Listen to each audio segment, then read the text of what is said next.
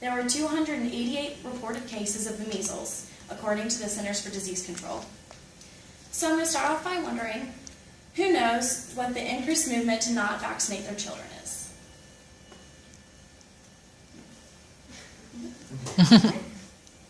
I'm interested in this because I want to know more about the role of the parents and the doctors and the choice of not to vaccinate their children. I was raised by a pediatrician, so I've gotten a lot to know about, indirectly at least, the side of healthcare.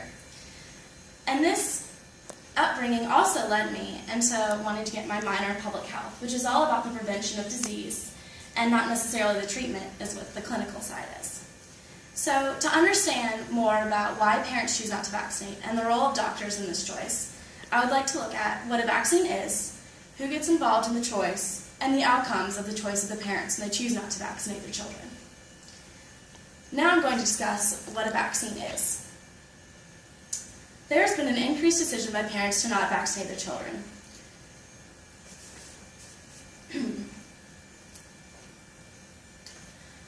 And to understand why, I looked at the definition of what is the word safe. Safe usually implies that there is no harm. However, when looking at the side effects, according to Children's Hospital in Philadelphia, their vaccines can cause pain, redness, and tenderness at the site. We think that this can cause harm. These don't exactly scream safe to these parents. And it's very hard for doctors to encourage the parents to choose to vaccinate when they see their child crying and they're in pain and they have no way to communicate them to calm them down. Safe can also be a relative term today. According to the Children's Hospital in Philadelphia, there are 350 deaths each year with people in the shower or in the bathtub. There's also 100 that are killed by lightning strikes. However, people don't really see as getting in and out of the bathtub or maybe taking a shower is unsafe, but it can be. And maybe the quick walk to your car is a little bit unsafe too while it's in the rain. So now that we've looked at maybe what a vaccine is and why parents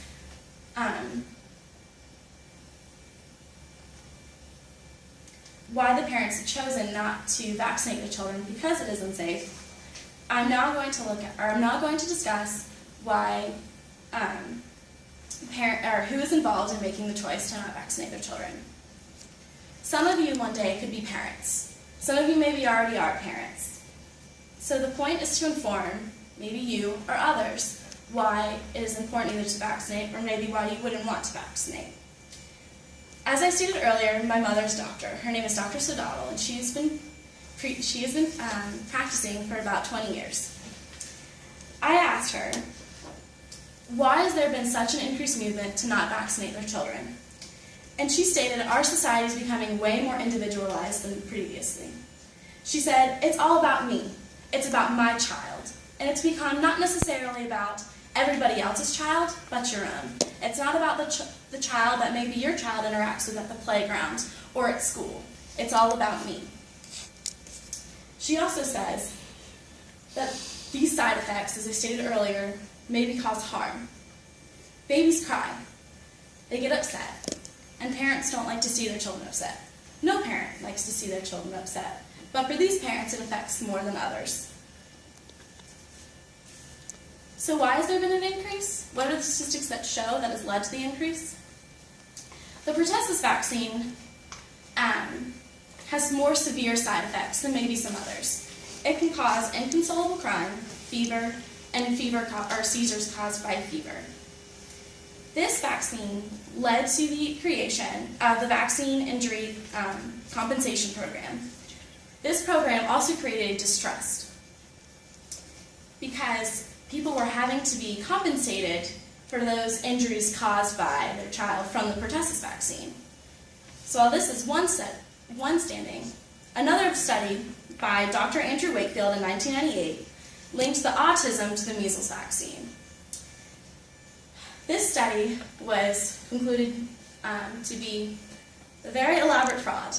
There are many children who are in the study. There were 20 children tested that had autism. Only 12 of them didn't have it. So the links to say all 20 of these children had autism and they had this vaccine is very incorrect.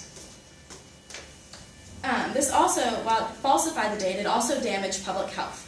And as I stated earlier, public health is for the prevention of disease instead of the treatment. So it's very difficult for doctors to encourage parents who may not know very much about vaccines to get vaccines because of this study.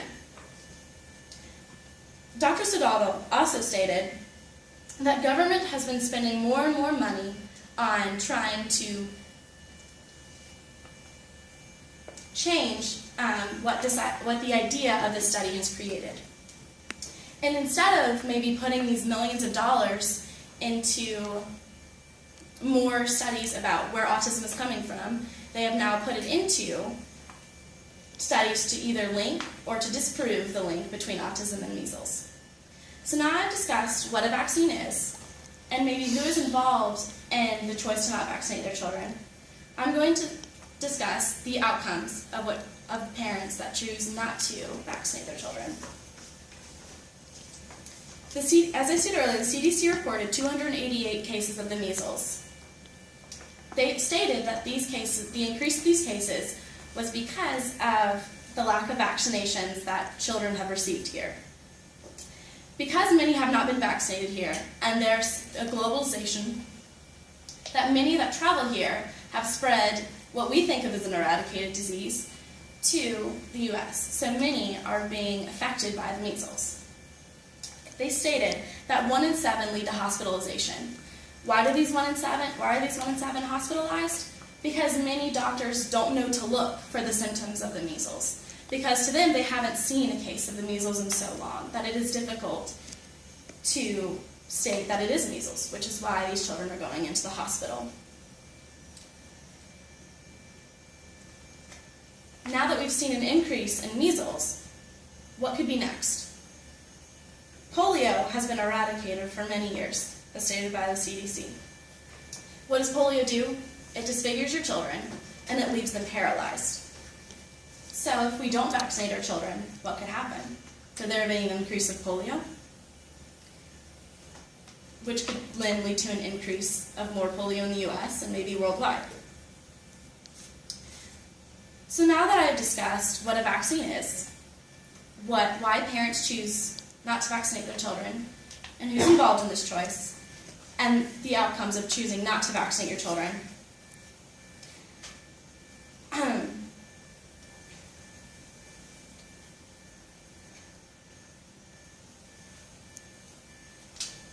I will conclude with stating that I hope that the next time you see a child, you might wonder if they're vaccinated, maybe who they interact with, and what the consequences of that choice the parent has made.